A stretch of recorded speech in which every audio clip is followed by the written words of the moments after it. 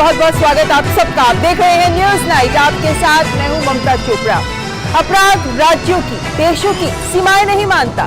प्रधानमंत्री ने आज राज्यों के गृह मंत्रियों को दिए संबोधन में क्षेत्रीय नहीं राष्ट्रीय दृष्टिकोण के साथ मिलकर काम करने का संदेश दिया। तो वहीं विदेश मंत्री एस जयशंकर ने संयुक्त राष्ट्र सुरक्षा परिषद की आतंकवाद रोधी समिति की विशेष बैठक में रखे 5 सुझाव। क्या है हमारी सुरक्षा चुनौतियां, क्या हो आतंकवाद पर रोड मैप, करेंगे इसी महत्वपूर्ण विषय पर आज चर्चा। शुरुआत करते हैं हेडलाइंस के साथ। प्रधानमंत्री नरेंद्र मोदी ने राज्यों के गृह मंत्रियों के चिंतन शिविर को किया संबोधित। आंतरिक सुरक्षा से जुड़े तमाम मुद्दों पर रखा रोड मैप।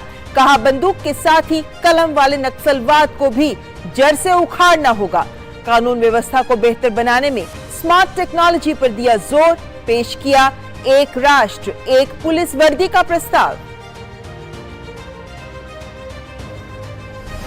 मुंबई में आतंकवाद पर संयुक्त राष्ट्र सुरक्षा परिषद की आतंकवाद रोधी समिति की बैठक।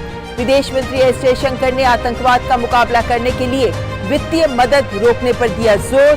कहा 26/11 के दोषियों को सजा दिलाने का काम अधूरा, उन्हें मिल रहा है संरक्षण।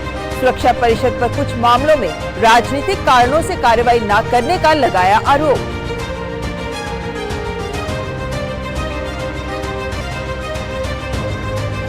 प्रधानमंत्री मोदी ने गुजरात के हजीरा में स्टील प्लांट के भूमि पूजन समारोह को किया संबोधित। कहा 60,000 करोड़ रुपए से ज्यादा का निवेश देश के युवाओं के लिए लाएगा रोजगार के नए अवसर। पिछले 8 सालों में भारत की स्टील इंडस्ट्री बनी दुनिया की सबसे बड़ी स्टील उत्पादक इंडस्ट्री।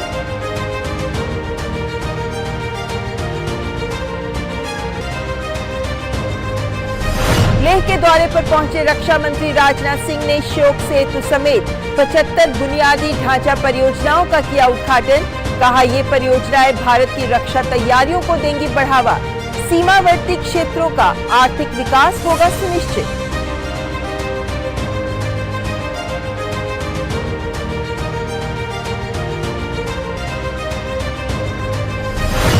दिल्ली में बढ़ते प्रदूषण और छठ के मौके पर भी गंदी यमुना पर घिरे केजरीवाल सरकार। दिल्ली बीजेपी यमुना की सफाई के लिए रसायन का इस्तेमाल करने पर जल बोर्ड के अधिकारियों को लगाई फटकार। वायु प्रदूषण का स्तर बढ़ने पर बढ़ी लोगों की मुसीबत।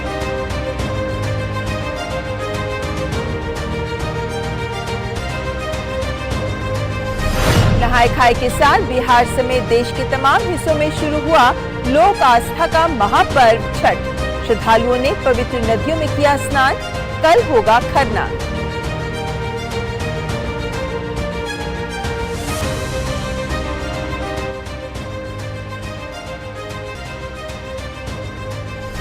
पड़ोसी मुल्क पाकिस्तान में बड़ा सियासी ड्रामा।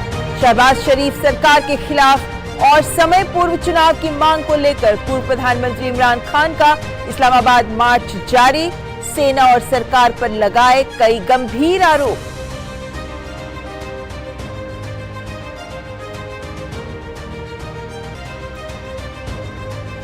खेलों में भारत के सात्विक साईराज और चिराग शेट्टी की जोड़ी पहुंची फ्रेंच ओपन बैडमिंटन प्रतियोगिता के सेमीफाइनल में। आज खेले गए क्वार्टर फाइनल में भारतीय जोड़ी ने जापान की शीर्ष वरीयता प्राप्त जोड़ी को दी मात।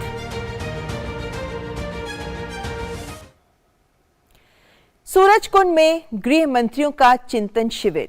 जब इस चिंतन शिविर को प्रधानमंत्री नरेंद्र मोदी ने आज संबोधित किया तो राज्यों को एक दूसरे से सीखते हुए, एक दूसरे से प्रेरणा लेकर देश की बेहतरी के लिए मिलकर काम करने का आह्वान किया। कानून व्यवस्था राज्यों की जिम्मेदारी है, लेकिन प्रधानमंत्री ने अपराध के अंतर्राज्यीय और अंतर्राष्ट्रीय स्वरूप को लेकर आगाह करते हुए तकनीक को साथ लेकर निरंतर सुधार करते रहने पर भी जोर दिया और एक देश एक वर्दी का आह्वान भी किया। फरीदाबाद के सूरजकुंड में सभी राज्यों के गृह मंत्रियों के 2 दिवसीय चिंतन शिविर के दूसरे और अंतिम दिन जब पीएम नरेंद्र मोदी ने वीडियो कॉन्फ्रेंसिंग से संबोधित किया तो उन्होंने आंतरिक सुरक्षा से जुड़ी तमाम बातों पर विस्तार से बात की। प्रधानमंत्री ने अपने संबोधन में पुलिस सुधार, आंतरिक सुरक्षा और आधुनिक चुनौतियों के विषय पर अपने विचार और सुझाव साझा किए। पीएम मोदी ने कहा कि कानून व्यवस्था राज्यों की जिम्मेदारी है, लेकिन ये राष्ट्र की एकता और अखंडता से भी जुड़े हुए हैं। अब कानून व्यवस्था किसी एक राज्य के दायरे में सिमटी रहने वाली व्यवस्था नहीं रह गई है। टेक्नोलॉजी की मदद से एक राज्य में बैठे अपराधी दूसरे राज्य में भयंकर अपराध करने की ताकत रखते हैं। देश की सीमा से बाहर बैठे अपराधी भी टेक्नोलॉजी का जमकर गलत इस्तेमाल कर रहे हैं। इसलिए हर राज्य की एजेंसियों का आपस में तालमेल, केंद्र और राज्य की एजेंसियों का आपस में तालमेल, ये बहुत जरूरी है। पीएम ने कहा कि देश विरोधी ताकतें सक्रिय हैं और हर प्रकार का हथकंडा अपना रही हैं। ऐसे में सामान्य नागरिक को सुरक्षा देने के लिए हमें नकारात्मक शक्तियों के खिलाफ कठोर बर्ताव की नीति पर कड़ाई से चलना होगा। पीएम ने शहरी नक्सलियों से सावधान रहने का आग्रह किया और कहा कि बंदूक के साथ साथ हमें कलम वाले नक्सलियों से भी सावधान रहना होगा। नक्सलवाद के हर फॉर्म को हमने पराजित करना पड़ेगा जी। बंदूक वाला भी है और कलम वाला भी नक्सलवाद है। हमें इन सब का काट निकालना पड़ेगा जी। जैसे नक्सल प्रभावित जिलों पर फोकस किया है, उसी प्रकार से उन्होंने अब अपना इंटेलेक्चुअल दायरा उन जगह पे पहुंचाने का प्रयास किया है जो आने वाली पीढ़ियों में विकृत मानसिकता पैदा कर सकते हैं, एक दूसरे के प्रति द्वेष पैदा कर सकते हैं। देश की एकता और अखंडता, सरदार वल्लभ भाई पटेल हमारी प्रेरणा हो। हमें ऐसी किसी चीजों को देश में चलने नहीं देना है। प्रधानमंत्री ने राज्यों से विशेष आग्रह किया कि आज के समय में फेक न्यूज पर ध्यान केंद्रित करना बेहद जरूरी है। तकनीक के इस दौर में लोगों को जागरूक करना होगा कि वह कैसे किसी संदेश को सत्यापित कर सके। प्रधानमंत्री ने इस दौरान स्मार्ट टेक्नोलॉजी पर जोर दिया और कहा कि कानून व्यवस्था को स्मार्ट बनाना बेहद जरूरी है। साइबर क्राइम हो या फिर ड्रोन टेक्नोलॉजी का हथियारों और ड्रग्स तस्करी में उपयोग, इनके लिए हमें नई टेक्नोलॉजी पर काम करते रहना होगा। हम जितनी तेजी से आगे बढ़ेंगे, जो क्राइम करने वाला वर्ल्ड है उसका भी ग्लोबलाइजेशन हो चुका है, वो इंटरस्टेट हो चुका है, वो भी टेक्नोलॉजी में फॉरवर्ड हो चुके हैं। मतलब हमें उनसे 10 कदम आगे जाना होगा। हमें हमारी कानून व्यवस्था को भी स्मार्ट बनाना, इसके लिए बहुत ही आग्रह से काम करना पड़ेगा। प्रधानमंत्री ने लाल किले में दिए गए अपने भाषण के दौरान लिए गए 5 संकल्पों को दोहराया है। प्रधानमंत्री ने देश के सभी राज्यों की पुलिस को समान पहचान देने के लिए एक देश और एक पुलिस यूनिफॉर्म लागू करने की सलाह दी। प्रधानमंत्री ने कहा कि सूरजकुंड में गृह मंत्रियों का यह चिंतन शिविर सहकारी संघवाद का एक बेहतर उदाहरण है। यह चिंतन शिविर गुरुवार को हरियाणा के सूरजकुंड में शुरू हुआ था। शिविर में विभिन्न राज्यों ने हिस्सा लिया। शिविर में पुलिस बलों के आधुनिकीकरण, साइबर अपराध प्रबंधन, आपराधिक न्याय प्रणाली में IT के बढ़ते उपयोग, भूमि सीमा प्रबंधन, तटीय सुरक्षा, महिला सुरक्षा, मादक पदार्थों की तस्करी जैसे मुद्दों पर विचार विमर्श किया गया। शैलेंद्र मिश्रा के साथ ब्यूरो रिपोर्ट, DD न्यूज। प्रधानमंत्री नरेंद्र मोदी आज गुजरात में आर्सलर मित्तल के हजीरा स्टील प्लांट के भूमि पूजन समारोह में शामिल हुए। इस विस्तार परियोजना के कार्यक्रम को उन्होंने वीडियो कॉन्फ्रेंसिंग के माध्यम से संबोधित किया और इस मौके पर प्रधानमंत्री ने खुशी जताई कि पिछले 8 वर्षों में सभी के प्रयासों की वजह से भारत की स्टील इंडस्ट्री दुनिया की सबसे बड़ी स्टील उत्पादक इंडस्ट्री बन गई है और आगे भी इस इंडस्ट्री में विकास की अपार संभावनाएं हैं। पीएम ने यह भी कहा कि इस स्टील प्लांट के माध्यम से सिर्फ इन्वेस्टमेंट ही नहीं हो रही, बल्कि भविष्य के लिए नई संभावनाओं के द्वार भी खुल रहे हैं। अमृत काल में प्रवेश कर चुका हमारा देश अब 2047 के विकसित भारत के लक्ष्यों की ओर बढ़ने को आतुर है। देश की इस विकास यात्रा में स्टील इंडस्ट्री की भूमिका और सशक्त होने वाली है, क्योंकि जब देश में स्टील सेक्टर मजबूत होता है तो इंफ्रास्ट्रक्चर सेक्टर मजबूत होता है। जब स्टील सेक्टर का विस्तार होता है तो रोड, रेलवे, एयरपोर्ट और बंदरगाह का विस्तार होता है। रक्षा मंत्री राजनाथ सिंह ने लेह में श्योक सेतु सहित 75 बुनियादी ढांचा परियोजनाओं का उद्घाटन किया। इस मौके पर उन्होंने कहा कि एक साथ इतनी बड़ी संख्या में बुनियादी ढांचा परियोजनाओं का उद्घाटन होना अपने आप में एक रिकॉर्ड है। रक्षा मंत्री ने नई बंकर तकनीक का निरीक्षण भी किया। रक्षा मंत्री राजनाथ सिंह ने लेह में श्योक सेतु सहित 75 बुनियादी ढांचा परियोजनाओं का उद्घाटन किया। कुल 2180 करोड़ रुपए की ये परियोजनाएं 6 राज्यों और 2 केंद्र शासित प्रदेशों में फैली हुई है। इनमें 75 पुल, 27 सड़कें, 2 हेलीपैड और 1 कार्बन न्यूट्रल हैबिटेट शामिल है। इन परियोजनाओं में से 20 जम्मू कश्मीर में, 18 लद्दाख में और 18 अरुणाचल प्रदेश में है। वहीं 5 उत्तराखंड और 14 अन्य सीमावर्ती राज्यों सिक्किम, हिमाचल प्रदेश, पंजाब और राजस्थान में है। इस मौके पर रक्षा मंत्री ने कहा कि ये परियोजनाएं भारत की रक्षा तैयारियों को बढ़ावा देंगी और सीमावर्ती क्षेत्रों के आर्थिक विकास को सुनिश्चित करेंगी। इस प्रोजेक्ट में देश के दूर दराज इलाकों में स्थित ब्रिजेज, रोड्स, हेलीपैड और कार्बन न्यूट्रल हैबिटेट आदि शामिल हैं। एक साथ इतनी बड़ी संख्या में इंफ्रास्ट्रक्चर प्रोडक्ट्स का उद्घाटन अपने आप में एक बड़ा रिकॉर्ड है। ये सभी निर्माण कार्य नए भारत को प्रगति की राह पर तेजी से आगे ले जाने में बड़े महत्वपूर्ण साबित होंगे, ऐसा मेरा पक्का विश्वास है। रक्षा मंत्री राजनाथ सिंह ने कहा कि देश एक नई ऊर्जा, नई सोच और उत्साह के साथ नई यात्रा शुरू कर रहा है। उन्होंने विश्वास जताते हुए कहा कि भारत हर दिन नई उपलब्धियों का रिकॉर्ड बनाते हुए दुनिया में एक नया स्थान प्राप्त कर रहा है। साथ ही उन्होंने रिकॉर्ड समय में परियोजनाओं को पूरा करने के लिए बीआरओ की तारीफ भी की। आजादी के अमृत महोत्सव के उपलक्ष्य में राष्ट्र को 75 यानी 75 इंफ्रास्ट्रक्चर प्रोजेक्ट समर्पित करना बीआरओ की एक नई सोच, नया उत्साह और देश के प्रति जिम्मेदारी की उनकी भावना को दिखाता है। रक्षा मंत्री राजनाथ सिंह ने एक अन्य कार्यक्रम में एक कॉम्प्लेक्स की नींव भी रखी। साथ ही डीआरडीओ द्वारा विकसित नई बेली तकनीक के प्रदर्शन का निरीक्षण किया। रक्षा मंत्री ने नई बंकर तकनीक का भी निरीक्षण किया। Bureau report, DD news. 26/11 का आतंकी हमला देश भूला नहीं है। इस हमले का केंद्र था ताज होटल, जहां आज संयुक्त राष्ट्र सुरक्षा परिषद की आतंकवाद रोधी समिति की बैठक हुई, जो पहली बार भारत में हो रही है। इस अवसर पर जहां सभी देशों ने आतंकवाद पर मिलकर गंभीरता से काम करने पर जोर दिया, तो वहीं विदेश मंत्री डॉक्टर एस जयशंकर ने आतंकवाद पर लगाम कसने के लिए समिति के समक्ष 5 सुझाव रखे। संयुक्त राष्ट्र सुरक्षा परिषद की ओर से शुक्रवार को मुंबई के ताजमहल पैलेस होटल में आतंकवाद रोधी समिति की विशेष बैठक का आयोजन किया गया। बैठक में भारत ने आतंकवाद पर करारा प्रहार कर आतंकी फंडिंग को रोकने के लिए कड़े कदम उठाने पर जोर दिया। उद्घाटन भाषण में विदेश मंत्री डॉक्टर एस जयशंकर ने कहा कि आतंकवाद अंतर्राष्ट्रीय शांति व सुरक्षा के लिए गंभीर खतरा है। ये अफसोस की बात है कि जब आतंकवादियों को प्रतिबंधित करने की बात आती है तो सुरक्षा परिषद राजनीतिक कारणों से कार्रवाई करने में असमर्थ रहता है। Terrorism is a serious threat to international peace and security, indeed to the entire humanity. A key aspect of combating terrorism is to effectively curb terror financing.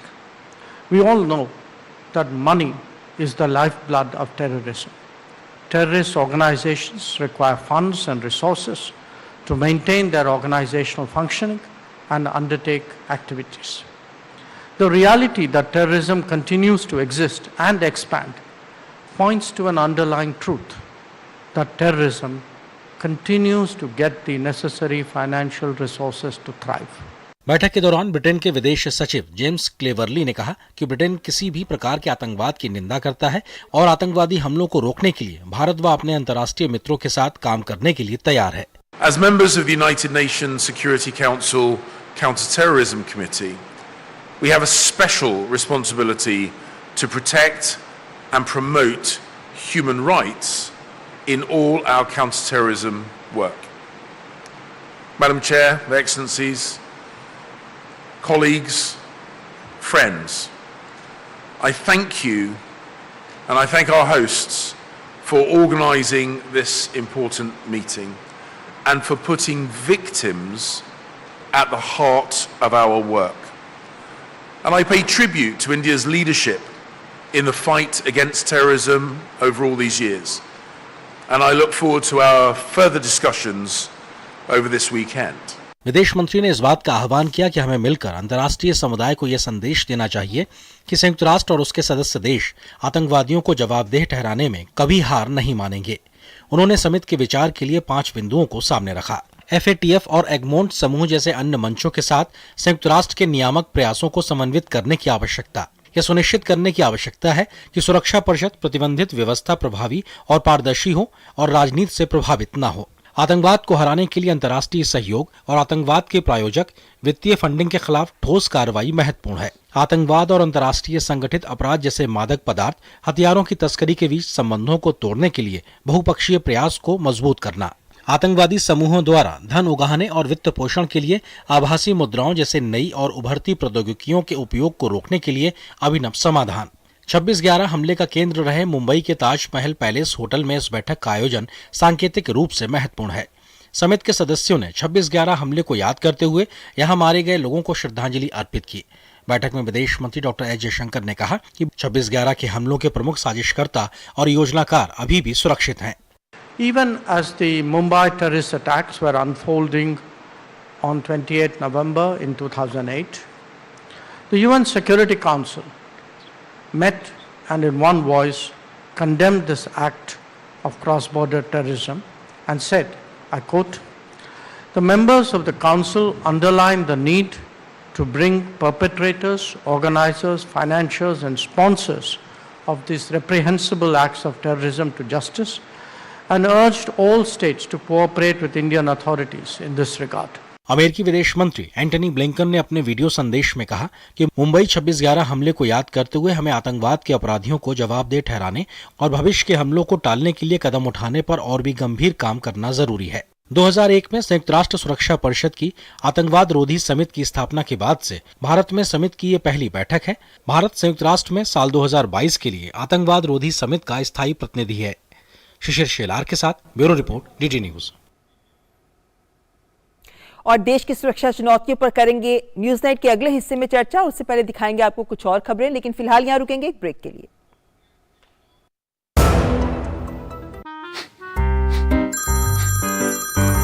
Sir, आपका KYC अपडेट करना है, नहीं तो अकाउंट और ATM card block हो जाएगा। सावधान सावधान, 2.5 करोड़ का इनाम मुझे।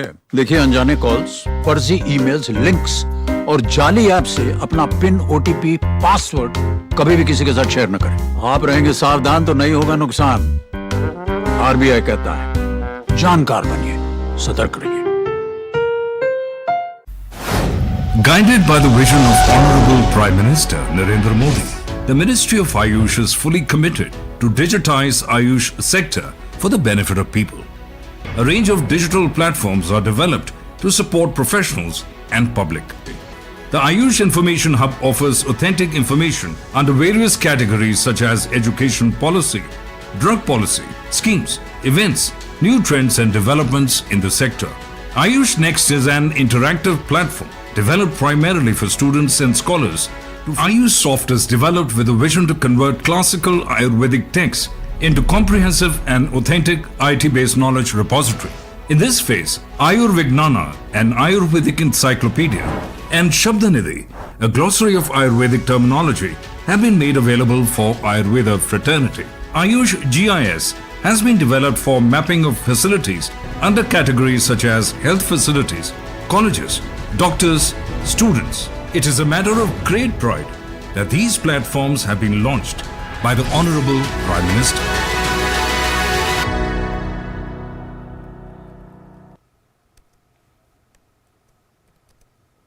पैसाबाजार.com पर लोएस्ट इंटरेस्ट रेट वाला लोन भी है और मैक्सिमम लोन अमाउंट वाला भी। ये सब और बहुत सारे लोन ऑप्शंस मिलेंगे सिर्फ पैसाबाजार.com पर। और ब्रेक के बाद रुक करते हैं कुछ अन्य खबरों का। आस्था का महापर्व छठ की शुक्रवार से नहाय खाए के साथ शुरुआत हो गई है। देश की राजधानी दिल्ली में जहरीली झाग में स्नान के दृश्य, दम घोटू हवा और कूड़े के पहाड़ से दिल्ली वासी बेहाल हैं। लेकिन दिल्ली में प्रदूषण को लेकर भाजपा और आम आदमी पार्टी के बीच राजनीतिक जंग जारी है। इस बीच एमसीडी ने दावा किया है कि 2025 तक 100% कूड़े के निस्तारण की व्यवस्था कर ली जाएगी। मौसम सर्द होने के साथ ही राजधानी दिल्ली में एक बार फिर प्रदूषण बढ़ने लगा है। दिल्ली एनसीआर में वायु गुणवत्ता सूचकांक बहुत खराब की श्रेणी में पहुंच गया है। राष्ट्रीय राजधानी में बात सिर्फ वायु गुणवत्ता की ही नहीं है, यमुना में भी प्रदूषित पानी की वजह से बड़ी तादाद में जहरीला झाग पैदा हो गया है। लोक आस्था का महापर्व छठ की शुक्रवार से नहाए खाए के साथ शुरुआत हो गई है। नहाए खाए के अवसर पर दिल्ली वासियों को जहरीली झाग वाली यमुना नदी में ही स्नान करना पड़ा, जिससे श्रद्धालुओं में काफी रोष दिखा। हालांकि इस जहरीले झाग को हटाने के लिए दिल्ली जल बोर्ड की एक टीम ने रसायन का छिड़काव भी किया। भाजपा नेता प्रवेश वर्मा ने यमुना की सफाई के लिए रसायन का इस्तेमाल करने पर जल बोर्ड के अधिकारियों को फटकार लगाई। मैं हमारे छठ के पूर्वांचल भाई बहनों के लिए हक के लिए लड़ रहा था, मैं उनके स्वास्थ्य के लिए लड़ रहा था, मैं उनके लिए चिंता कर रहा था। अगर अधिकारी की गलती से कल कोई भी वहां पर माँ बहन के साथ में दुर्घटना हो जाती है, किसी की मृत्यु हो जाती है, तो मैं कैसे मेरी आंखों को बंद करके खड़ा रहूं? अगर दिल्ली का मुख्यमंत्री बात करने को तैयार नहीं है, दिल्ली के मंत्री बात करने को तैयार नहीं है, तो हमें अधिकारी से बात करनी पड़ेगी। अगर दिल्ली की जनता को जहर दे रहे हैं, दिल्ली की जनता को गंदा पानी दे रहे हैं, तो मुझे उसके लिए अधिकारी से अगर कोई गंदे तरीके से बात भी करनी पड़े, मैं वो जनता के लिए कर रहा हूँ। इस बीच दिल्ली नगर निगम ने नई लैंडफिल साइट्स खोलने को लेकर भ्रामक प्रचार कर रहे एक ऑटो के खिलाफ आरके पुरम थाने में शिकायत दर्ज कराई है। एमसीडी ने स्पष्ट किया कि कोई नई लैंडफिल हम नहीं बना रहे हैं, बल्कि अभी तक 77 लाख मीट्रिक टन कूड़ा खत्म कर दिया गया है। म्युनिसिपल सॉलिड वेस्ट की जो प्रोसेसिंग कैपेसिटी है, अभी वर्तमान में ये बढ़ के 75% of the total municipal solid waste generation हो गया है। 11,000 टन पर डे की बात करते हैं, तो उसमें से 82-13 8,213 टन पर डे की प्रोसेसिंग कैपेसिटी एमसीडी के पास है। यानी कि जो कूड़ा है, जो म्युनिसिपल सॉलिड वेस्ट जो जनरेट होता है दिल्ली में, उसका 75% कूड़े का प्रसंस्करण हम कर सकते हैं और उनको लैंडफिल साइट जाने की आवश्यकता नहीं है। दिल्ली में प्रदूषण को लेकर भाजपा और आम आदमी पार्टी में भी तनातनी चल रही है। दिल्ली में रोजाना 11,000 मीट्रिक टन प्रतिदिन कूड़ा निकलता है। एमसीडी का कहना है कि इसमें से 75% कूड़े का निस्तारण प्रतिदिन किया जा रहा है। एमसीडी ने दावा किया कि साल 2025 तक 100% कूड़े के निस्तारण की भी व्यवस्था कर ली जाएगी। गिरीश निशाना की रिपोर्ट, डीडी न्यूज, दिल्ली। मानव तस्करी एक जघन्य अपराध है, तो वहीं स्टैम्प पेपर पर लड़कियों की खरीद फरोख्त का तो और भी गंभीर मामला बन जाता है, जो राजस्थान के भीलवाड़ा से सामने आया है। राष्ट्रीय महिला आयोग ने जांच के लिए 2 सदस्यीय टीम का गठन कर मुख्य सचिव और पुलिस महानिदेशक को खत लिखा है। वहीं बीजेपी भी अब इसे लेकर गहलोत सरकार पर निशाना साध रही है। राजस्थान के भीलवाड़ा में स्टाम्प पेपर पर लड़कियों की खरीद फरोख्त का मामला सामने आने के बाद राजस्थान की अशोक गहलोत सरकार अब घिरती दिख रही है। राष्ट्रीय महिला आयोग ने घटना को बेहद निंदनीय और भयावह बताते हुए इस मामले में आयोग ने 2 सदस्यीय टीम का गठन किया है, जो प्रदेश में जाकर मामले की जांच कर रिपोर्ट सौंपेगी। खबर का संज्ञान लेते हुए राष्ट्रीय महिला आयोग ने वहां के मुख्य सचिव और पुलिस महानिदेशक को पत्र लिखा है।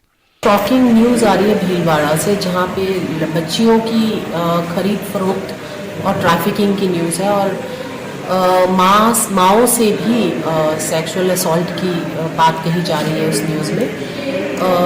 राष्ट्रीय महिला आयोग ने इसमें संज्ञान में लिया है और मैं अपनी एक टीम आज ही रवाना कर रही हूँ भीलवाड़ा के लिए। मंडे को मैं खुद एसपी और चीफ सेक्रेटरी राजस्थान से मिलूंगी, क्योंकि तब तक मेरी जो टीम जा रही है वहाँ पर उनकी रिपोर्ट आ जाएगी और उसके बाद मैं उनसे मिलूंगी।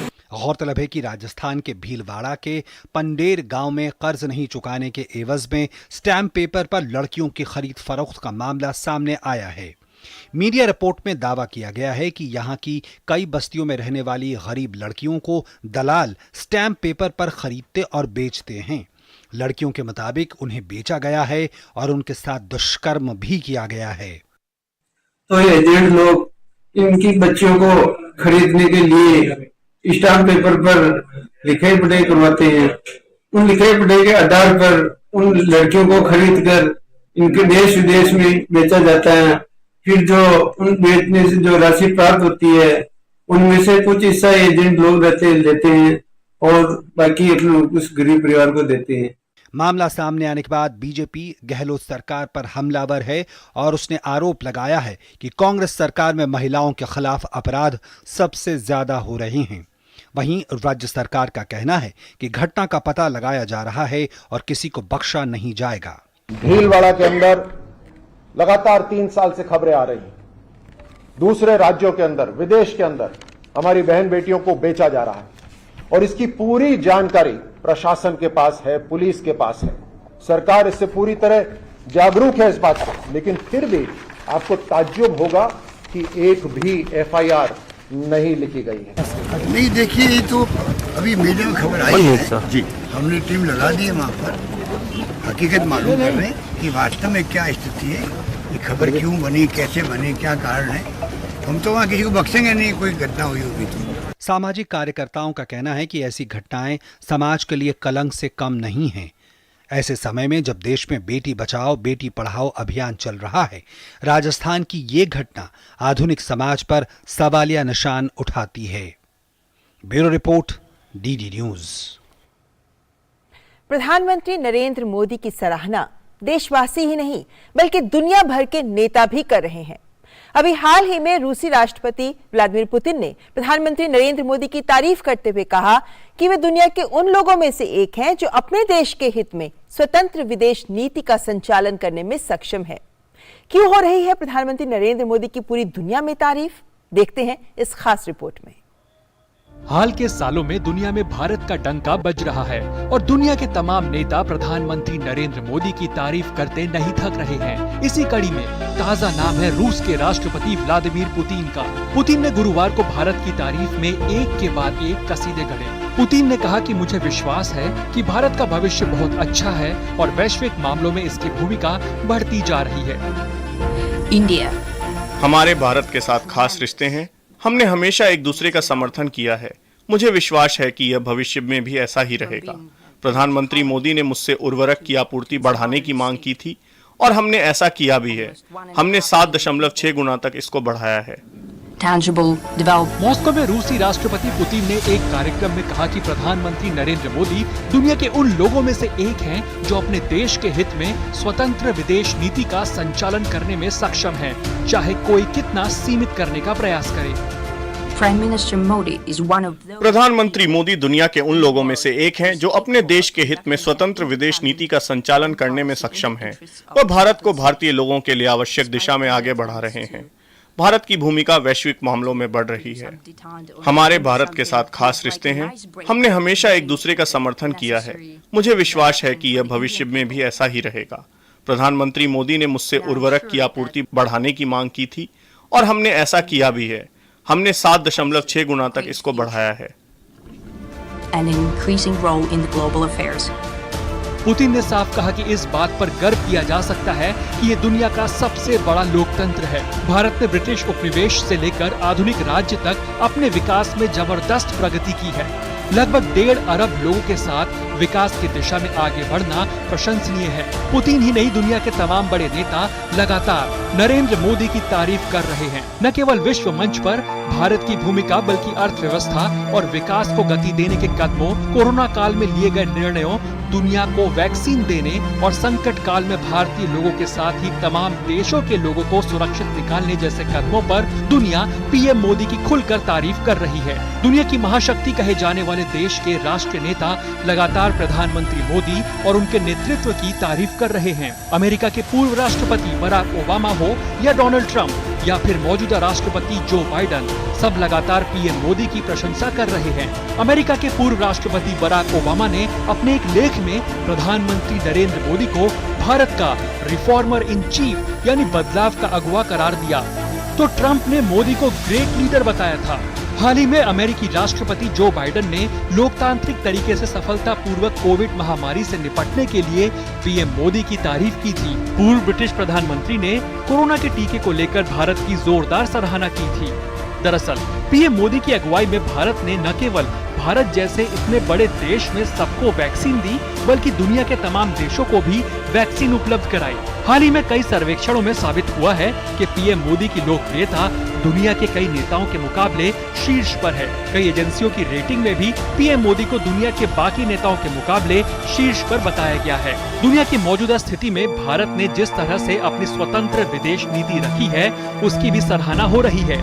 ये पीएम मोदी के मजबूत नेतृत्व का कमाल है कि आज देश अपना रास्ता खुद तय कर रहा है। पीएम मोदी ने पूरी दुनिया को दिखा दिया है कि भारत अपना निर्णय खुद लेने में सक्षम होने के साथ ही दूसरे देशों को भी रास्ता दिखा सकता है। यही नहीं, दुनिया में मंदी की आहट की खबरों के बीच भी भारत आर्थिक तौर पर मजबूत है और सबसे तेजी से बढ़ती 5वीं अर्थव्यवस्था बना हुआ है। विश्व बैंक, अंतर्राष्ट्रीय मुद्रा कोष और तमाम रेटिंग एजेंसियां भी इसके लिए भारत की सराहना कर रही हैं। अंतर्राष्ट्रीय मुद्रा कोष ने भी माना है कि भारत में अत्यधिक गरीबी लगभग खत्म हो गई है। Bureau report, DD news. जो लोग समाज के लिए मिसाल होते हैं या समाज को प्रेरणा देने वाला काम करते हैं, प्रधानमंत्री मोदी ऐसे लोगों को हर स्तर पर प्रोत्साहित करते रहते हैं। ऐसे ही कुछ बच्चे हैं जो पहले गुजरात के अंबाजी मंदिर पर भीख मांगा करते थे, लेकिन अब भिक्षा छोड़ शिक्षा की राह चुन ली। पिछले महीने अपने गुजरात दौरे के दौरान प्रधानमंत्री मोदी इन बच्चों से मिले थे और इन्हें प्रोत्साहित किया था, और अब ये बच्चे 30 अक्टूबर को सरदार वल्लभ भाई पटेल की जन्म जयंती पर स्टैच्यू ऑफ यूनिटी पर अपना कौशल दिखाएंगे और राष्ट्रीय एकता परेड में हिस्सा भी लेंगे। बैंड के साथ कदमताल करते ये युवा गुजरात में अंबाजी के रहने वाले हैं। एक समय था जब ये बच्चे अंबाजी माता के मंदिर पर भीख मांगा करते थे, लेकिन जीवन में कुछ करने की इच्छा शक्ति से इन बच्चों ने भिक्षा छोड़ शिक्षा की राह अपना ली है। दरअसल जब प्रधानमंत्री नरेंद्र मोदी 30 सितंबर 2022 में गुजरात में अंबाजी के दौरे पर थे, तो वहां के स्थानीय लोगों ने उनका भव्य स्वागत किया। पीएम के स्वागत में इन बच्चों ने भी बैंड से शानदार प्रदर्शन किया। प्रधानमंत्री मोदी इन बच्चों के कौशल और प्रदर्शन से काफी प्रभावित हुए। भिक्षा की राह छोड़ शिक्षा को अपनाने के लिए पीएम मोदी ने इन बच्चों की सराहना की और उनका हौसला भी बढ़ाया। पीएम मोदी व्यक्तिगत तौर पर इन सभी बच्चों से भी मिले और प्रोत्साहित किया, और अब इन बच्चों को अपना कौशल दिखाने के लिए एक और बड़ा मंच मिलने जा रहा है। अब ये बच्चे 31 अक्टूबर को सरदार वल्लभ भाई पटेल की जन्म जयंती पर स्टैच्यू ऑफ यूनिटी पर अपना कौशल दिखाएंगे और राष्ट्रीय एकता परेड में हिस्सा भी लेंगे। हम पहले सब लोग भीख मांगते थे, अभी हम बैंड कर रहे हैं। बहुत हमको मोदी सर से मिले, हमको बहुत ज़्यादा खुशी हुई। पहले हम गब्बर पे रहते थे और वहाँ पे भीख मांगते थे, और श्री शक्ति सेवा केंद्र ने हमें गोद लिया और हमें पढ़ने की सुविधा मिली। अब हम हॉस्टल में रहते हैं और अच्छा खाना पीना सब हमें श्री शक्ति सेवा केंद्र देते हैं। ऐसा पहली बार नहीं हुआ है जब कुछ अच्छा करने के लिए पीएम मोदी ने किसी को प्रोत्साहित किया हो। समाज के लिए कुछ अच्छा करने वाले या फिर जो लोग समाज के लिए एक मिसाल बन जाते हैं, पीएम मोदी मन की बात जैसे कार्यक्रमों के माध्यम से भी उन लोगों का हौसला बढ़ाते हैं। अपने ट्विटर हैंडल पर भी वो समाज को प्रेरणा देने वाले लोगों के बारे में ट्वीट साझा करते रहते हैं। पीएम मोदी का फोकस इस बात पर भी रहता है कि कैसे सरकार की नीतियां लोगों के जीवन में सकारात्मक बदलाव ला सके। भिक्षा नहीं शिक्षा, इस दिशा में गुजरात सरकार कई प्रयास भी कर रही है। गुजरात सरकार के साथ साथ कई सामाजिक संगठनों ने भी बीड़ा उठाया है और कई प्रयास किए हैं ताकि कोई भी बच्चा शिक्षा से अछूता ना रहे, और जो बच्चे भीख भी मांग रहे हैं वह भी भिक्षा छोड़ शिक्षा की राह पर आगे बढ़ें। जब पीएम सर के सामने इन लोगों ने वेलकम के लिए अपना बैंड लेके ये खड़े हुए, तो इनके बैंड पे हमने एक स्लोगन दिया हुआ है, भिक्षा नहीं शिक्षा। हम चौंक पड़े कि पीएम सर ने सामने से इनके करीब आके और उस स्लोगन के बारे में इनसे पूछा कि भिक्षा नहीं शिक्षा मतलब आप क्या करते थे पहले। और इन बच्चों ने उनसे कहा कि हम पहले भिक्षा मांगते थे, लेकिन अब हम न मांगेंगे और न ही किसी को मांगने देंगे सर, हमें देश के लिए बहुत कुछ करना है। ये तस्वीर इस बात की तस्दीक करती है कि अगर स्वयं की इच्छा शक्ति के साथ सरकार की नीतियां और समाज का प्रयास मिल जाए तो कोई भी काम नामुमकिन नहीं है। News night desk, DD news.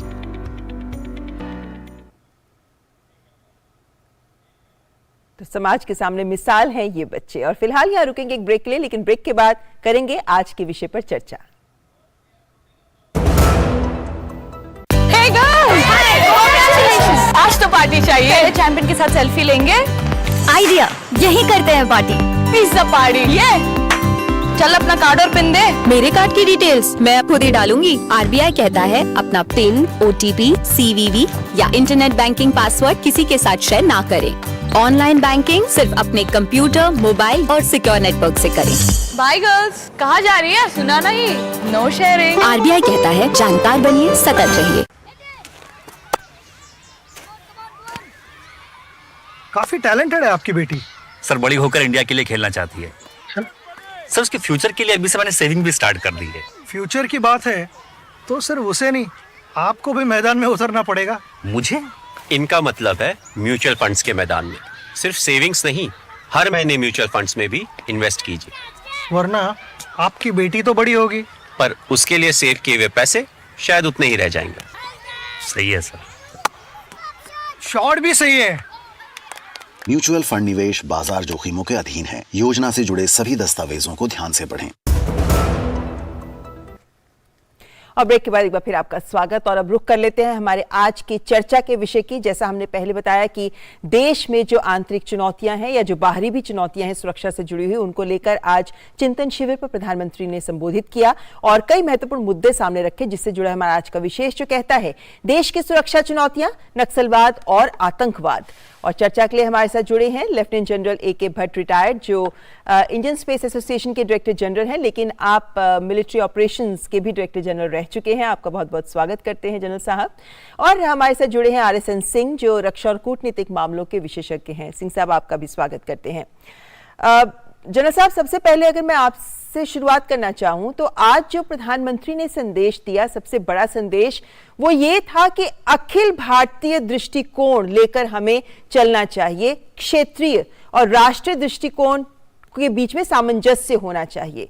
ये जो एकजुटता का संदेश है, जो देश के सामने आंतरिक चुनौतियां हैं या बाहरी भी चुनौतियां हैं, आतंकवाद जैसे मसले हैं, इनके परिप्रेक्ष्य में ये संदेश आत्मसात करना कितना जरूरी है?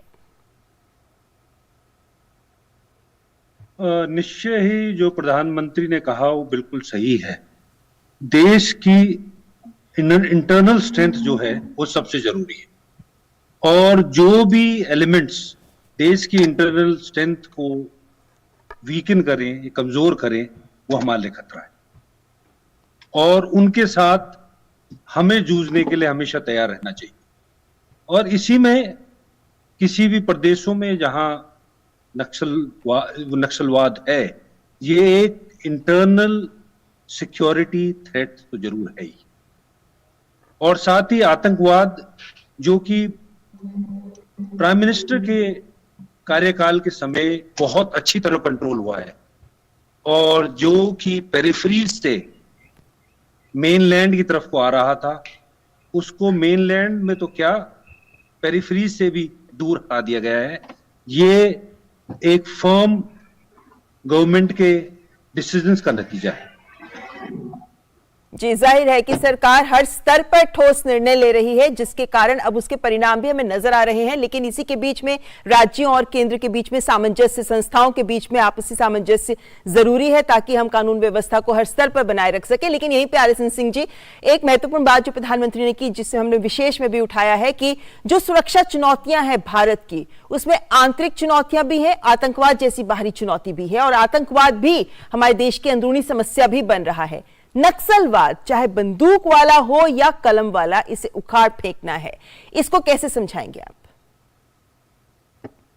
नहीं, देखिए, जो नक्सलवाद हो, जिहाद हो, या जिहाद से जुड़ा हुआ भी पीएफआई का थ्रेट हो, ये जितनी ये इज़म्स है, यानी कि जो ये चुनौतियां हैं या खतरा है, ये पैन इंडिया बेसिस पर है, ये देश व्यापक है। ठीक है, आपने माओवादियों के बारे में तो आप जानते हैं, तिरुपति टू पशुपति है ना कॉरिडोर, वो ये है। आपने पॉपुलर फ्रंट ऑफ इंडिया का देखा कि किस तरह से ये भारत के दक्षिण से शुरू हुआ और किस तरीके से वो कर्नाटका, तमिलनाडु, केरला, तमिलनाडु, कर्नाटका, गोवा, राजस्थान, फिर आपको यहाँ दिल्ली में राइट्स हो गए।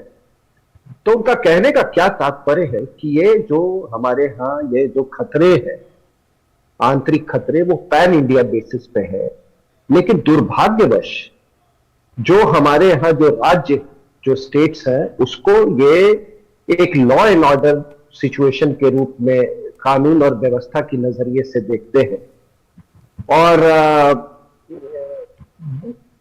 नेशनल इन्वेस्टिगेशन एजेंसी जैसे हैं वो व्यापक रूप से देखते हैं।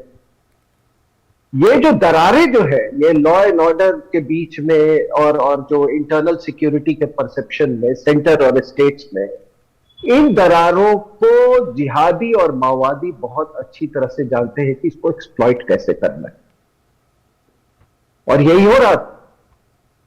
और अगर आप देखें अभी जैसे कोयम्बटूर में आपने देखा एक वहां पर अभी एक हमले की तैयारी चल रही थी, एक टेरर प्लान वहां पर कार्यान्वित किया जा रहा था, किसी को हमारी मुस्तैदी के कारण नहीं हुआ। तो अगर आप 98 में भी यही हुआ था कोयम्बटूर, और अभी भी वैसे ही तैयारी थी, उसमें भी जो राजनीतिक जो कैरेक्टर्स थे वही थे, पॉलिटिकल रिस्पांस वही था, स्टेट का रिस्पांस वही था। और ये तो ये हम बहुत भाग्यशाली हैं कि नेशनल इन्वेस्टिगेशन एजेंसी नाम की के तौर पे एक हमारे संस्था एक संगठन खड़ी की गई। और मैं आपके चैनल पर ये बिल्कुल मैं कह सकता हूं कि अगर NIA नहीं होता तो ये पूरा जो देश है वो जिहादिज्म और माओइज्म से कंज्यूम हो गया होता। और याद रहे ये जो हम 2.5 फ्रंट 3 फ्रंट की बात करते हैं, आपका सबसे इंपॉर्टेंट अगर कोई फ्रंट है तो वो इंटरनल फ्रंट है, क्योंकि ये इंटरनल फ्रंट ही ये फीड करता है एक्सटर्नल फ्रंट्स को। जी नहीं तो आप सोवियत यूनियन की तरह आपके पास टैंक होंगे, जहाज होगा, स्पेस पावर होंगे, इत्यादि इत्यादि, न्यूक्लियर स्ट्रैटेजिक वेपन्स होंगे और आप कोलैप्स कर जाइए। बिल्कुल। तो इसलिए जो बात कही प्रधानमंत्री ने वो बिल्कुल सही कही, बिल्कुल सटीक कही। हमको भारत के संदर्भ में देखना है, और मैं लोगों से यही हमेशा गुजारिश करती हूं कि जब भी कोई समस्या के बारे में सोचते हैं कृपया नक्शा अपने सामने रखें। जी बिल्कुल ठीक बात। और ऐसे में जनरल साहब, क्योंकि ये बात स्पष्ट है कि वक्त के साथ अपराध अपना स्वरूप बदल रहा है, अपराध अब स्थानीय नहीं हो गया है, अंतर्राज्यीय अंतर्राष्ट्रीय स्तर तक पहुंच गया है। अंतर्राष्ट्रीय समूह देश के अंदर वैमनस्य फैलाने के लिए तमाम तरीकों का उपयोग करते हैं। ऐसे में जो ये बात कही जा रही है, क्योंकि हम जानते हैं कि मुंबई के अंदर भी आतंकरोधी समिति की बैठक हो रही है संयुक्त राष्ट्र सुरक्षा परिषद की, इन दोनों के परिप्रेक्ष्य में बदलते वक्त के साथ भारत कितनी मजबूती के साथ आगे बढ़ रहा है या सही रणनीतिक सोच लेकर आगे बढ़ रहा है, क्योंकि नीति में परिवर्तन तो जरूरी है ही, लेकिन सबकी सोच भी जरूरी है। इस समय जनरल साहब हमारे साथ नहीं जुड़े हैं, लेकिन आसिफ साहब आपसे ही बात समझना चाहेंगे कि ये जो स्वरूप बदल रहा है इस वक्त आतंकवाद का, अपराध का, इसको देखते हुए एकजुटता के वक्त की मांग मानी जा सकती है, जिसको अब सही तरीके से समझना भी जरूरी है। मेरी समझ ये है कि 26/11 के हमले से अगर हमें कोई सबसे ज्यादा फायदा हुआ, उसके कुछ मतलब उसके जब आत्म मंथन का से जो फायदा हुआ उसके बाद से, वो ये है कि एक देश व्यापक सोच एक उत्पन्न हुई, और वो लगातार वो सोच जिसकी वो उसके बारे में संजीदगी जो ऑल इंडिया जो पैन इंडिया के तर्ज पे वो सोच बदल रही है। और तभी लोग ये आप देखें उसी के बाद से 2.5 फ्रंट या 3 फ्रंट की बात, इंटरनल फ्रंट की बात शुरू हुई है, और वरना तो इसके बारे में चर्चा भी नहीं होती जी। और जो इंटरनल फ्रंट है, एक्सटर्नल फ्रंट है, उसका आप अगर आप ये जो 26/11 हुआ था वो क्या था? जिहाद चल रहा था भारत के खिलाफ, कश्मीर पर वो फोकस था, कश्मीर का जो रिवर्बरेशन था, उसकी गूंज थी आपको मुंबई में दिखाई। इससे बड़ी सीख आपको क्या हो सकती है? तो ऐसे में जब हमारे विदेश मंत्री इस समिति के मंच पर, संयुक्त राष्ट्र के इस मंच पर 5 बिंदु रखते हैं जिनके माध्यम से आतंकवाद पर नकेल कसी जा सकती है, आपको लगता है कि इस पर एकजुटता, इस पर सहमति बनाने पर काम करना भी कोई कम चुनौतीपूर्ण नहीं है? क्योंकि हम FATF की बात करें या फिर हम अलग संस्थाओं में सुधार की बात करें, ये मुद्दे तो उठते हैं, लेकिन आतंकवाद पर परिभाषा तक आज तक नहीं हो पाई है, इस पर भी सहमति नहीं बन पाई है।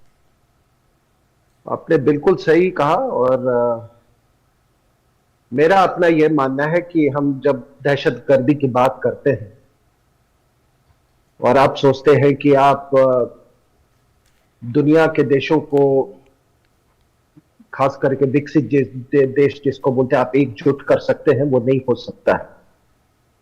हम बहुत सारी बातें करते हैं, हम पाकिस्तान की जमहूरियत की बात करते हैं, हम कहते हैं कि वहां डायरेक्ट इनडायरेक्ट पाकिस्तान की फौज का वहां पर शासन है। ये सब बातें अपनी जगह पर हैं और हम भी ऐसी बातें करके हम अपना वक्त जाया ना करें, क्योंकि जो आपके खतरे हैं, जो आपका जियोपॉलिटिकल सेटिंग है, वो अमेरिका का सेटिंग नहीं है जी। उन्होंने तो बाजवा साहब को अभी चीफ गेस्ट बुला लिया था, वो रॉयल मिलिट्री कॉलेज सैंडहर्स्ट में, ठीक है ना। अमेरिका ने अभी बाजवा साहब अमेरिका गए थे, उन्होंने स्टेट डिपार्टमेंट विजिट किया, तब तमाम जगह उन्होंने विजिट किया, ठीक है ना। तो अगर आप ये सोचते हैं, अभी FATF हटाया, अब जब रशिया यूक्रेन का कॉन्फ्लिक्ट हो रहा है, तो ये सारी आपको, आप देखोगे नए नए देश में, अलग अलग देशों में अलग प्रधानमंत्री बनेंगे, कहीं पे इटली में राइट विंग बनेगा, ब्रिटेन में किसी और को बनाया जाएगा। ये सारा ये रशिया यूक्रेन कॉन्फ्लिक्ट पे, क्योंकि इसका जो भी परिणाम हो रशिया यूक्रेन कॉन्फ्लिक्ट का, दुनिया वो बिल्कुल बदली हुई दुनिया होगी। मैं स्ट्रेटेजिक और जियोपॉलिटिकल टर्म्स में बात कर रहा हूं जी। इस वक्त कूटनीति हावी हो रही है तमाम अन्य पहलुओं तो पर। ये ठीक है। अगर आप, मैं तो नहीं देखता हूं कि अभी क्या वजह है कि उन पर से FATF हटा दिया गया, क्या वजह है कि उनको चीफ गेस्ट बुलाया गया। वो तो जो बाजवा है उसको तो मैं जिहादी इन चीफ बोलता हूं। तमाम सवाल है RSN सिंह साहब, इसी वजह से जो मंशा है देशों की आतंकवाद के खिलाफ लड़ाई लड़ने की, गुड टेररिज्म बैड टेररिज्म फिर से पिक्चर में आता नजर आता है। लेकिन यहां पर अगर मैं देश की सुरक्षा की बात करूं, आज प्रधानमंत्री ने इस बात पर जोर दिया कि जो तकनीक है वो लगातार बदल रही है, हमें भी निरंतर अपने आप को बदलते रहना होगा, सुधार करना होगा। लेकिन साथ ही एक महत्वपूर्ण बात जिससे मेरा सवाल शुरू होता है, नीति और नई तरीके की सोच के साथ आगे बढ़ना। तटीय क्षेत्रों और साथ ही सीमावर्ती क्षेत्रों में रिवर्स माइग्रेशन, इस सोच को जिसको क्रियान्वित करने का प्रयास हो रहा है, इस तरह की नई सोच किन मायनों में बदलती चुनौतियों के अनुरूप नजर आती है आपको? देखिए, कुछ युद्ध के तरीकों में कुछ बदलाव आ रहा है और सबसे बड़ा बदलाव या चुनौती अभी मैं जो देख रहा हूं वो ये ड्रोन्स की समस्या है। इसीलिए प्रधानमंत्री भी ड्रोन्स को लेके बहुत मैं क्या कहूं, सीरियस है, उस पर बहुत फोकस भी किया जा रहा है, बहुत ध्यान दे रहे हैं उस पर, क्योंकि ये एक नई प्रकार की चुनौती है। और हमने देखा है कि ये समय बीतते समय के साथ ये जो ड्रोन की का जो खतरा है वो बढ़ता जा रहा है, ड्रोन्स की क्षमता बढ़ती जा रही है जी। और हमने अभी आपको अपने अखबारों में पढ़ा होगा कि हमने भी ड्रोन्स अच्छी मात्रा में हमने अपने लद्दाख बॉर्डर पे लगाए हैं जी। स्वार्म ड्रोन्स की बात चल रही है और भी अनमैन्ड प्लेटफॉर्म यानी मानव रहित जो हथियार जो है उस पर उसकी चर्चा हो रही है।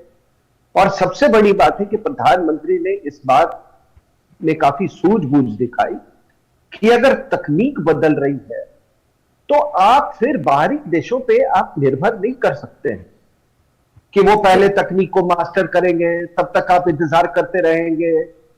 आपके दुश्मन के पास, खास करके चीन के पास, वो तो यानी वक्त के साथ साथ हमें अपने सुधारों को रफ्तार देनी बहुत जरूरी है। और इसी बदलाव को लेकर प्रयास यही है भारत के कि इसी बदलाव के साथ कदम बढ़ाए जाए। फिलहाल बहुत बहुत शुक्रिया RSN सिंह जी हमारे साथ जुड़ने के लिए। महत्वपूर्ण मुद्दा है ये, देश से जुड़ा हुआ, देश की सुरक्षा से जुड़ा हुआ, लेकिन मात्र सुरक्षा बलों और अधिकारियों पर ही निर्भर नहीं जरूरी है। इसमें बहुत जरूरी है कि हम भी आपस में, आम जनता भी सतर्क हो जाए। चलते चलते अंत में, क्योंकि हमारे साथ जनरल साहब जुड़ गए हैं, जनरल साहब अंत में बहुत संक्षेप में, वक्त थोड़ा कम है, ये जो एक राष्ट्र एक वर्दी की सोच आज प्रधानमंत्री ने रखी है, ये किन मायनों में देश को एकजुट कर पाएगी? हमेशा से एक हमारी भारतीय सेना का जो हमेशा नियम रहा है कि जब हम यूनिफॉर्म पहनते हैं तो हम एक भारत, पूर्ण भारत के हिस्सा हो जाते हैं। हमारा अपना धर्म, अपनी किस प्रांत को हम बिलोंग करते हैं, कहाँ के रहने वाले हैं, उसका कोई सवाल नहीं है। हमारा धर्म, हमारा कर्म, हमारा सब कुछ अपने देश, अपना राष्ट्र हो जाता है। और इसी चीज को एक बार दोबारा हमारे प्रधानमंत्री ने बोला। चलिए, बहुत बहुत शुक्रिया जनरल साहब और RSN साहब हमारे साथ इस चर्चा में जुड़ने के लिए। वक्त बस इतना ही है, बहुत बहुत शुक्रिया। फिलहाल यह वक्त एक ब्रेक का, देखते रहें न्यूज़ नाइट। पैसाबाजार.com पर लोएस्ट इंटरेस्ट रेट वाला लोन भी है और मैक्सिमम लोन अमाउंट वाला भी। ये सब और बहुत सारे लोन ऑप्शंस मिलेंगे सिर्फ पैसाबाजार.com पर।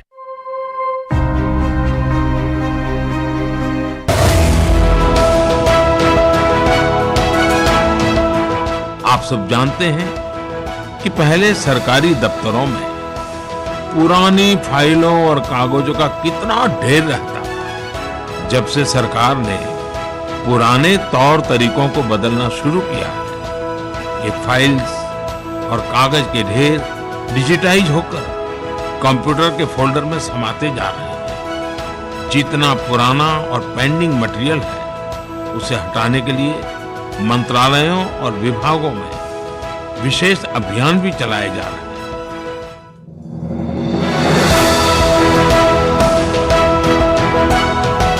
स्वच्छता अब विचारों से आगे निकलकर कर्तव्यों में तो शामिल हो ही गई है, साथ ही ये अब आदत भी बन गई है। इस बदलाव का पूरा श्रेय प्रधानमंत्री नरेंद्र मोदी के मार्गदर्शन को जाता है, जिसकी वजह से हर जगह आज स्वच्छता का वातावरण दिखाई देता है। सरकार के स्तर पर भी स्वच्छता के जो अभियान चलाए गए हैं, उसके अभूतपूर्व नतीजे देखने को मिल रहे हैं। प्रशासनिक सुधार और लोक शिकायत विभाग की अगुवाई में इसे लगातार गति मिल रही है।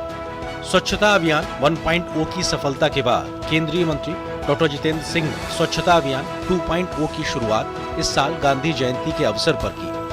विशेष अभियान 2.0 की प्रगति की निगरानी एक समर्पित पोर्टल पर दैनिक आधार पर की जा रही है। स्वच्छता अभियान 2.0 के तहत दफ्तरों के लंबित मामलों को निपटाने में तेजी देखने को मिली है। इसके तहत लगभग 88,000 स्थलों का चयन किया गया है, जिसमें पहले 2 हफ्ते के दौरान करीब 38,000 स्थलों पर स्वच्छता अभियान चलाया गया। इसी तरह लोक शिकायतों के 2.95 लाख के लक्ष्य के मुकाबले अब तक करीब 2.19 लाख का निपटारा कर दिया गया है। इसमें 12 लाख से ऊपर फाइलों की समीक्षा का लक्ष्य रखा गया है, जबकि पहले 2 हफ्ते में ही 7 लाख से ज्यादा फाइलों की समीक्षा का काम पूरा कर लिया गया है। दूसरे चरण में अब तक कबाड़ के निस्तारण से 233 करोड़ रुपए से अधिक का राजस्व प्राप्त हुआ है। वहीं 5.22 लाख स्क्वायर फुट जगह को खाली कराया जा चुका है। इसके साथ ही 2,651 फाइलें राष्ट्रीय संग्रहालय में सुरक्षित कराई गई हैं। स्वच्छता अभियान 2.0 के जरिए सरकार द्वारा की गई पहल का नतीजा हम हर उस जगह पर देख सकते हैं जहां आम जनता का रोज का सरोकार है, फिर चाहे वो रेलवे स्टेशन हो या डाकघर या फिर कोई अन्य सरकारी दफ्तर। हर जगह अब स्वच्छ वातावरण दिखाई देता है। सरकार द्वारा अपनाए गए बेस्ट प्रैक्टिसेस का नतीजा है कि कई विभागों ने स्क्रैप के बेहतर प्रबंधन के जरिए ऐसे स्थल तैयार किए हैं जिन्हें व्यापक रूप से सराहा जा रहा है। इसी तरह का एक अन्य उदाहरण बेंगलुरु के एक रेलवे स्टेशन पर दिखाई देता है, जहां पर प्लास्टिक उपयोग न करने की हिदायत देते एक प्रतीक को तैयार किया गया है। ये यात्रियों को तो आकर्षित करता ही है, साथ ही बड़ी संख्या में लोग यहाँ सेल्फी लेने के लिए भी रुकते हैं और स्टेशन को साफ रखने का संकल्प लेते हैं। 4.5 टन वेस्ट जनरेट होता है, जिसमें से करीब 2.5 टन सॉलिड वेस्ट है, ड्राई वेस्ट है और रेस्ट इज वेट वेस्ट। तो हम लोगों ने यहाँ पे सिस्टम इस तरह कर रखा है कि जो वेस्ट जनरेशन है उसका सेग्रीगेशन करते हैं। तो डेली बेसिस पे we segregate dry and wet waste. केंद्र सरकार के कई अन्य मंत्रालयों ने भी बेस्ट प्रैक्टिसेस को अपनाते हुए सार्वजनिक स्थलों पर जनता के लिए बेहतर सुविधाएं उपलब्ध कराई हैं। स्वच्छता को संकल्प से सिद्धि में बदलने के लिए सरकार की महत्वपूर्ण भूमिका है। इसमें केंद्रीय मंत्रियों और भारत सरकार के सभी सचिवों की भागीदारी है। भारत स्वच्छ बने, सुंदर बने, इसके लिए आइए हम सब मिलकर स्वच्छता अभियान के इस यज्ञ में अपने अपने हिस्से का योगदान दें।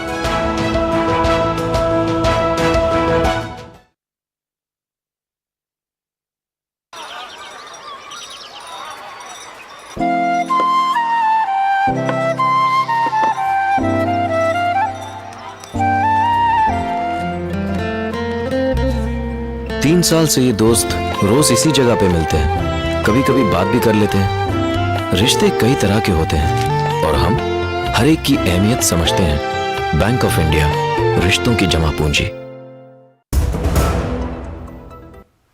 न्यूजीलैंड के अंत में खबर खेल जगत से। भारत के सात्विक साईराज और चिराग शेट्टी की जोड़ी ने फ्रेंच ओपन बैडमिंटन प्रतियोगिता के सेमीफाइनल में जगह बना ली है। आज खेले गए क्वार्टर फाइनल मुकाबले में भारतीय जोड़ी ने जापान के ताकुरो होकी और युगो कोबायाशी की शीर्ष वरीयता प्राप्त जोड़ी को 23-21, 21-18 से मात दे दी। इसके साथ न्यूज़ नाइट में आज बस इतना ही। नमस्कार।